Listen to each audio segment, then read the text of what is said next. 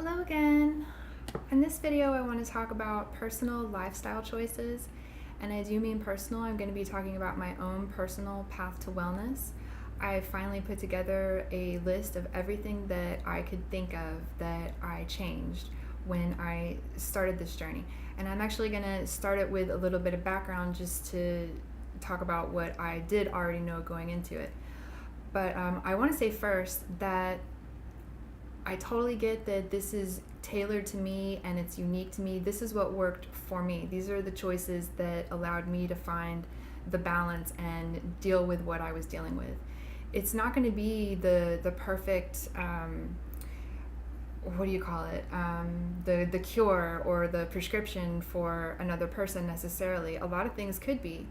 I just think that the value in sharing all of this is for others to maybe hear about options that they didn't know about, that they've never even thought about before, that they can hear that it did work for someone else, and just to be inspired at making conscious positive changes and finding your own natural health. So my background is before I started this journey, which started about now I guess it'd be about a year and a half ago. But before that, I was already doing yoga for about 5 years. I had already come into the knowledge of the chemicals and the hormone disruptors and just all the toxic stuff that's in body care products like lotions and soaps and perfumes and shampoos and just all of that stuff. From knowing that, I had taught myself how to make lotion and natural body care products. I already was a type of person that avoided medication. Not totally all my life, but in the years leading up to this spiritual journey, I wouldn't take an Advil or anything, or a painkiller, muscle relaxer or anything like that. I used essential oils, so I knew about essential oils. I knew about the chemicals in household products, and I already knew about juicing, and I drank a lot of green juices. I ate a lot of raw organic food, a lot compared to, I guess, maybe the average person, and a lot compared to what I was before. But compared to what it turned into, it was, I changed it a lot. So that's the first thing that I want to talk about actually is the diet and all the changes that I made. The first and lifelong change that I made was that I stopped eating meat altogether.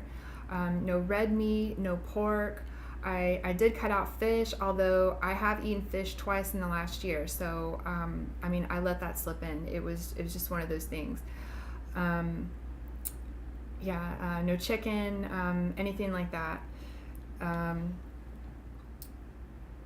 I predominantly ate raw greens, and this is in the beginning when I really committed to it. So this was really predominantly the healthy stuff.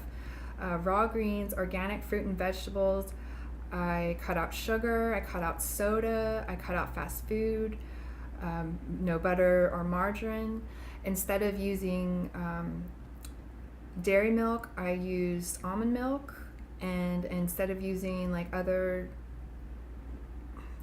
stuff like butter and oils, I would use an unrefined coconut oil, which you can use for so many things. I would have coffee only occasionally. What I would drink is I would just have a glass of water with a slice or two of lemon in it, and I would just keep really refilling that all day long. And to get the protein supplemented, I ate a lot of raw nuts, like raw trail mix. I ate a lot of beans. I started soaking my own beans at home, like black beans, garbanzo beans, and then putting that in a spinach arugula salad. It's amazing. It doesn't need anything. Brown rice instead of white rice, which, once your palate starts coming back from cleaning out your system, brown rice just tastes better. So that was an easy one. But I really don't eat a lot of rice to begin with, but when there's rice on the menu, I look for the brown rice option. And speaking of menus, cutting out going out to eat helped tremendously, just being in control of the food I put in my body, knowing where it came from and how it was prepared and yada yada. Excuse me. Using blue agave instead of syrup, or just using like a natural maple syrup. Using pink Himalayan salt instead of table salt. Avoiding gluten, avoiding wheat, and avoiding cooked food in general. This served as a really nice detox because it wasn't hard on the system. I didn't have any sense of deprivation. I was excited to be on this journey, and it was a huge eye-opener as to the level of control that I had over my wellness. And the effects of the diet change, just to mention a few, I lost several pounds of just a bulkiness that was in my gut, and my digestion became really just easy, comfortable, and regular. And that used to be a huge problem for me that I had been to doctors to. I had had procedures that I don't even want to go into, trying to figure out what my issue was, and it never got resolved. And just simply shifting to the healthier diet, I feel, was just the main thing to solve that digestive issue, because it's completely gone. Also, my BO went away. Because I was, using natural products. I didn't wear like the strong deodorant that most people wear. There's actually a local chick here that has a lovely business of small batch artisanal, like natural body stuff, and she makes this deodorant that it smells amazing. It was part of my early self-care routine to start using these natural products, and the ones that I couldn't make myself, I would look for other people that made them in small batches and try to support that business. But it didn't really work all the time, but my need for it totally went away. Like I did go through a period where I was just stinky, and I guess that was my body detoxing. I had this foul smell, and it would really kick up when I would eat garlic and onions. So that again lends to the theory that it's a detox smell. But all of that went away after, maybe 3 months of healthy, clean eating. And so I don't have to wear deodorant anymore. If I ever do get a body odor smell, I can usually figure out what I ate or what's going on that's causing it. I just felt better in general, having this cleaner diet, cleaner system. I was less moody. So all this spiritual work, all this psychological education, I was less moody because I ate better. So take that and do what you will with it. Other personal lifestyle choices. I started the daily self-care routine that I mentioned just a moment ago, and it was so important because I really believe that believing in the importance of that self-care routine and committing to it is what let me deprogram from the old ways. So and the self-care was missing for me. I wasn't even aware of the concept of self-care or self-compassion or anything like that. So mine was a priority, and I started with morning meditation, a very peaceful few minutes in the morning. I had a prepared space to get the right energy, to be focused on the right things until I could quiet the mind and not be focused on anything and just be in stillness. I would also do a gentle yoga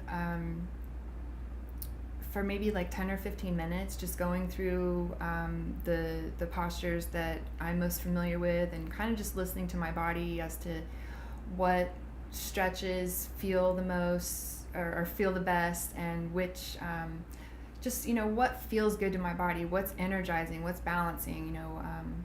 Just listen to your body and let it tell you what it needs. It is kind of sending you these hints at what it wants, and when you can hear the healthy ones through all the clutter, then that's great. Follow it. So just the conscious choice every day to choose to get into balance, starting with good thoughts right when I wake up. being grateful for things, so getting that gratitude energy in the body. And if you don't wake up peacefully for whatever reason, just using that, using this routine of starting with the good morning thoughts to handle whatever rude awakening you might encounter. Just to remember that well, I'm not going to let that get to me. I'm going to wake up, and it's going to be fine. And getting in that balance first thing, and then letting that be where you take your first step from going into the day. Another huge thing I did was I deleted all my social media accounts. And I know that's not for everyone. I don't recommend that you just do it on a whim. I think that some people hear that I did it and they get the idea like, what, I'm going to do that too. But if you haven't already been kind of wanting to do that for a while, or at least noticing that it's obnoxious and a waste of time, then, it's not all a waste of time. There's a lot of good stuff on there. This is how I got on my journey, was to just completely detach from it. So this is my journey I'm talking about. It's what worked for me. But it was easy for me to make the cut and never look back, because I was already annoyed. I was already kind of ready to go. It was kind of letting me down. I tried to see the good in it. I tried to do something positive with it, and I felt really let down. And I just thought there's something better I can be doing with my time and attention. And so what I did with all my time and attention was I educated myself, and I I just explored and expanded my awareness. And I should mention the book Weapons of Mass Instruction by John Taylor Gatto. This was one of the books I read that really opened up my eyes to how limiting my programming, I guess if you want to call it that, how limiting my education was, and how what I was basically programmed with when I went through my education at school,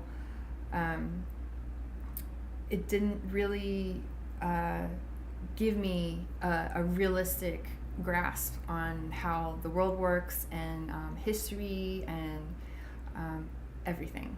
So once I realized that, I could doubt everything I knew before because it came from a source that was highly questionable, I've talked about this in other videos, that when I realized I could doubt it, then I started making the connection, well, I kind of already knew some of this stuff was whack. And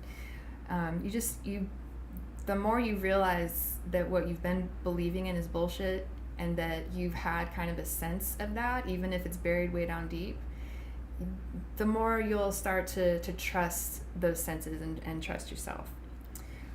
So education, reading, watching videos, lectures, diving in.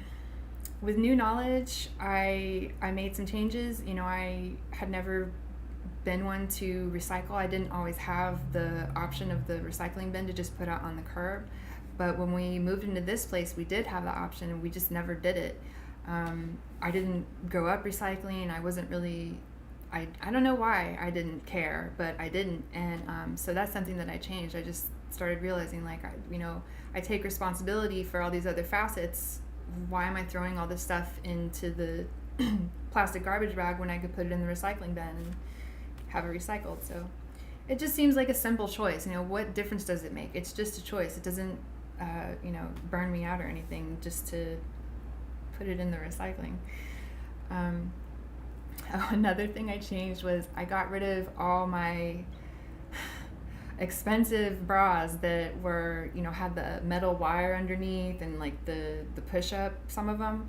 And now I just have these soft, wireless, like shelf bras. They're so comfortable. I can breathe. My lungs aren't being constricted all day. I also threw out my old underwear and just got organic cotton panties. If you look up, you can find organic cotton clothing, like whatever you want. I've got organic yoga pants now. And it just feels good on your body. Like I don't have sensitive skin, but I do have like a sensitive nervous system, and I am, physically sensitive. So I do like just having a clean, natural substance against my body. Substance? Fiber? I also stopped using maxi pads and tampons. And if you think that's crazy, just look up what's in them. I think there's even, well, I don't know that for sure, so I won't go into that, but I came across enough stuff to convince me that if there's any doubt, I'd rather just not risk it. I don't want to put that stuff in my body. There are other ways to deal with it. We don't need to go into that right now. But if you think about it, that's something that if you're, a woman, you're having your period, that's something you're dealing with every month. You're getting a dose of whatever synthetics are on there. So just be aware. We stopped watching TV. It's just me and my husband here.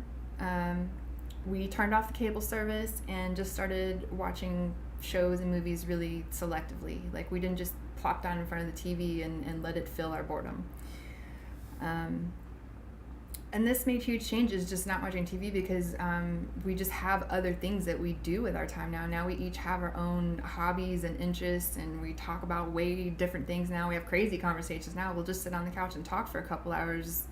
I don't know, that happens maybe once every week or two, and it's nice just having that space to have these deep conversations that would have no place if the TV was on, or if everybody was checking their Facebook or whatever. Where was I? Okay, so basically these all can be summed up as I was prioritizing every facet of my life, every choice, for balance and wellness. And it did leak onto my husband. He became a vegetarian with me. I mean, he's like a 95% of vegetarian. He says that he cheats sometimes, but it's not very often. And he always reports back to me that when he does eat meat, that a weird pain will come back. He had a hip pain and a shoulder pain that he had for years and years and years, that both went away completely. And really the only change he made in his diet was that he cut meat out of it. So again, do with that what you will. All this prioritizing, you see it working and you see what's important, and so you just start letting go of what's not important, and that includes superficial relationships. Now, when you do the Facebook chop, that gets rid of a lot of superficial relationships. But there are still relationships in your life that maybe need some tending to, because if you're going to have them in your life, do you want that? And if the answer is yes, then let's tend to it. Let's give it some quality attention and have a harmonious connection there. So where I'm going with that is that I made peace with those people who, when I would think of them, I would have like an unsettled feeling, or it would just have this lingering sensation of there's trouble there, or just some kind of emotional discordance going on. So you can ignore these things for as long as you want to, but I just find that it's so much better just to clean them up, just to face them and to clean them up. And it's never as bad as you think it's going to be.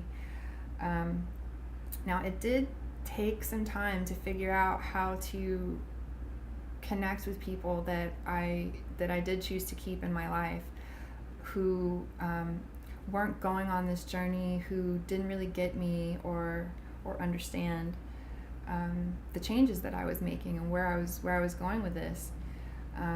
So it took a while, and I had a lot of false starts and some arguments, and I think I even got hung up on once, but I did find a way to build a communication bridge between myself and the people in my life.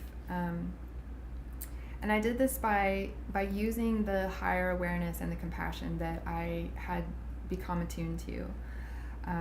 And by recognizing that the energetic exchange between human beings is far more important than the labels and the identity that we use in the narrative, in the story that we make about what's going on. It matters more, the energetic exchange. So, like, letting go of someone that doesn't get your point or doesn't see things your way, like, that doesn't matter as much as just sharing this human connection and finding the human thread in each other and sharing that. So basically, like, getting over myself is what I learned how to do, and live in my compassion. I used this bridge to mend the relationships with my parents, and it taught me how I can use this wise approach to interacting with anyone. I faced the sources of my suffering. I transcended old suffering by facing whatever popped up to trigger an emotional flashback or anything that polarizes me. I faced my own inner narrative of helplessness and brokenness. And that is not easy to do,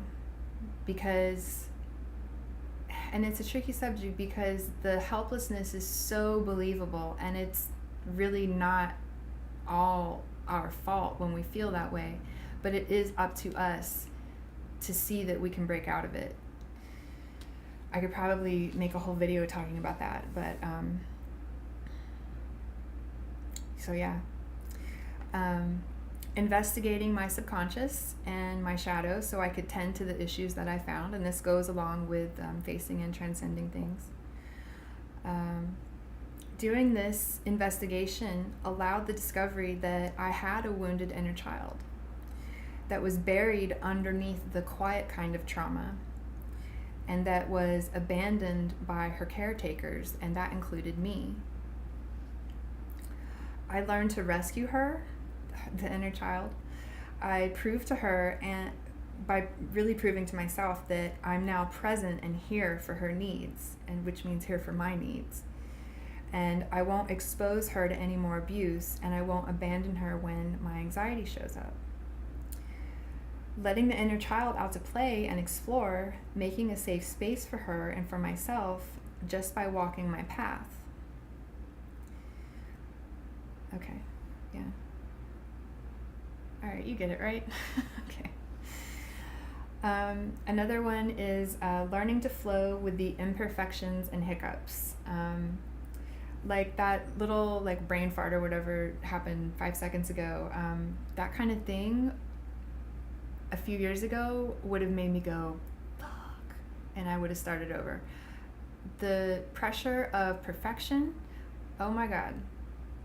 If you have it, let that shit go. It's not serving you. Learning to flow with the imperfections and hiccups, laughing off the little mistakes, lightening up, not taking myself so seriously. It's freedom. No point in doing it. No point in taking yourself so seriously. I promise. Woo!